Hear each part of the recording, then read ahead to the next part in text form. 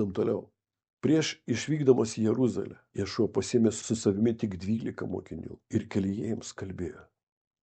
Štai mes pakilsime į Jeruzalę, kur žmogaus sūnų atiduos vadovaujantiems kunigams bei rašto aiškintojams. Jie pasmerks į mirtį ir atiduos pagonėms, kurie tyčiosis iš jo, nuplaks ir nukryžiuos kaip nusikaltėlį ant skersinio, bet trečią dieną jis prisikels. Čia mums paaiškinama, kasgi nužudys Ješuą. Nes šiandien daugelis kaltina izraelitus, kad jie nužudė jį. Ypač tie, kurie pasisavino viešpatį, Dievo sūnų, pakabino jį ant kryžiaus, pastatė įvairiausių bendruomenių, susiskaldė ir toliau skaldosi, daugindamiesi taip, palikę ištakas pradžią, nes viskas prasidėjo nuo judaizmo. Supraskit, aš ne už judėjus ir jų nesureikšminu. Nes, kaip jau minėjau, Dievas tiek iš judėjų, tiek iš pagonių išrenka Dievo žodžio negendančios sėklos dėka per atgimimą savo tautą. Čia parašyta, kad Dievo malonės dėka žmogaus sūnų mūsų viešpatį atiduos kunigams bei rašto aiškintojams.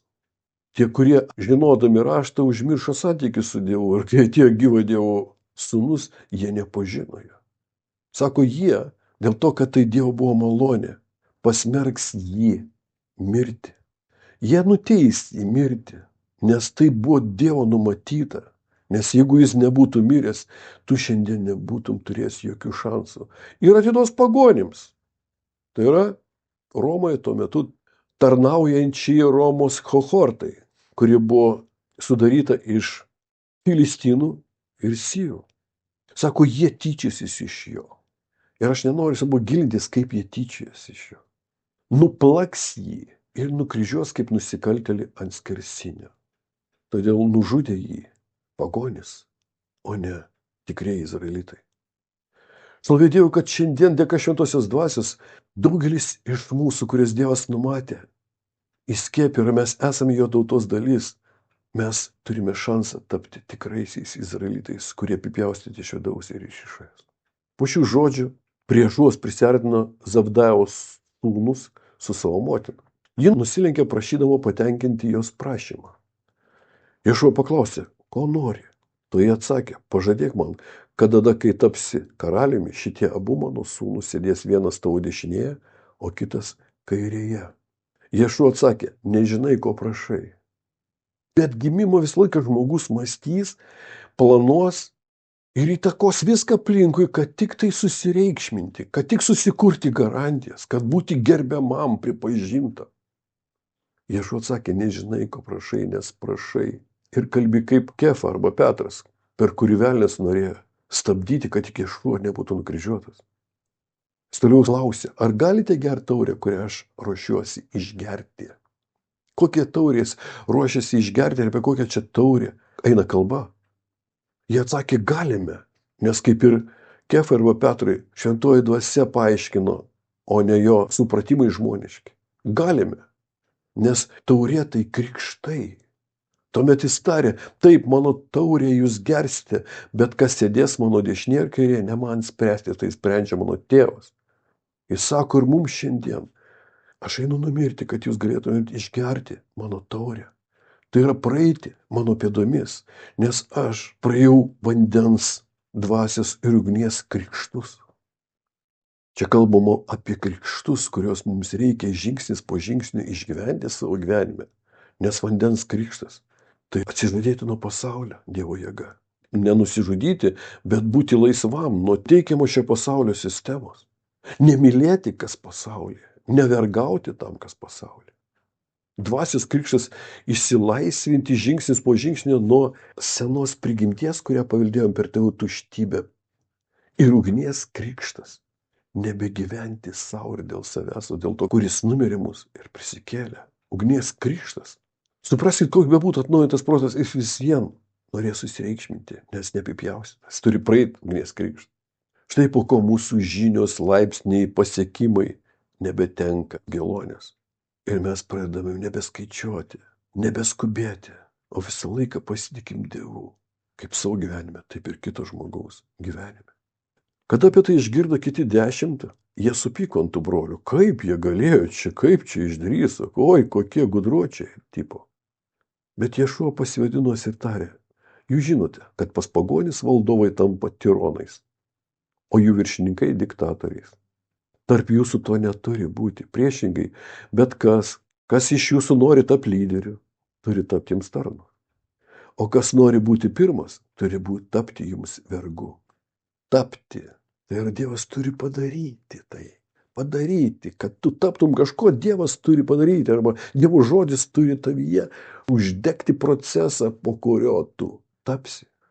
Žmogaus sūnus taip pat atėjo ne, kad jam tarnautų, bet patarnauti ir atiduoti savo gyvybę kaip išpirką už daugelį. Ir kaip matote, ne už visus, už daugelį, už ką tą daugelį. Už tos, kurias Dievas numatė dar nuo pradžių, įskiepino, užrašėm žinybės knygoj ir dar nuo pradžių tęsiasi jo genetika. Jiems išeinant iš Jeriko, paskui Ješua ėjo daug žmonių. Pakelyje sėdėjo 2 neregiai, išgirdę praeinantį Ješuą ėmė šaukti, Dovydo sūnau, pasigailėk mūsų. Pastebėkit, Ješua nereaguoja, jis eina toliau. Žmonės pradėjo murmėti ant jų, vertė juos tylėti, pastebėkit, nemokinėjo žmonės. Jie norėjo tik dėl savęs, jie galvojo tik apie save. Jiems buvo nesvarbu, kas ten pakelyje šaukia. Žmonės murmėjo ant jų ir vertė juos tylėti, bet anie pradėjo dar garsiau šaukti, nes tada, kai Dievo dvasia įtakoja žmogų atsiverti Dievui, jam nebesvarbu, ką apie jį pagalvos, jie pradėjo šaukti. Viešpatie Dovydo sūnau, pasigailėk mūsų. Ješua sustojo, nes aš žinau, kada jis sustoja. Nes raštas tai patvirtina, jis ėjo pro Betsaidą, daug kartų nesustojo ir neužėjo. Jis daug kartų judėjo, kaip jis judėjo, bet štai sustojo ir aš žinau iš kitos rašto vietos, kad Ješua nieko nedarė, ko tėvas jam nebūtų pasakęs. Jis sustojo, nes tėvas jį sustabdė. Jis pašaukė juos ir paklausė, ko iš manęs norite. Man patinka tas, ko tu nori, ko iš manęs norite. Dažnai iš jo lūpų išeinantis tokie žodžiai, kurie manyje suformavo apreiškimą, kad Dievas be žmogaus dėl žmogaus niekada nieko nedaro. Dėl ko norite? Neregiai jam sako, viešpatie, atverk mūsų akis. Tas jo paklausimas, ko iš manęs norite, jis perverčia žmogaus visą vidų. Visą vidų. Ir nors jie pasakė, viešpatie, atverk mūsų akis, juose suskambėjo, ko ne viena ausis negirdėjo, bet Dievas viešpats girdėjo. Išgelbėk mus ir atverk mūsų akis. Supraskit, kas tos mano atsiverusios akis, jeigu aš su tom reginčiom akim pakliūsiu į amžinaugią. Aš šiandien niekada nesimeldžiu už ligonis, kad būtų ligonis išgydytas ir toliau galėtų gyventi, kaip jis gyvena. Aš visą laiką prašau visų pirma Dieve, prisiliesk prie jo savo negendančio žodžio sėklą. Suteik jam atgimimą iš aukšto ir įvesk jį į mokinystę, kad jis įsigelbėtų ir kartu išlaisvink su tuom jo negalę, kad jis žinotų ir pažintų tavo žaizdas, kuriomis jisai išgyja. Ješua palietė jo akis, jie tučtuojau praregėjo ir nusekė paskui jį. Šiandienai, manau, užteks, būkit palaiminti.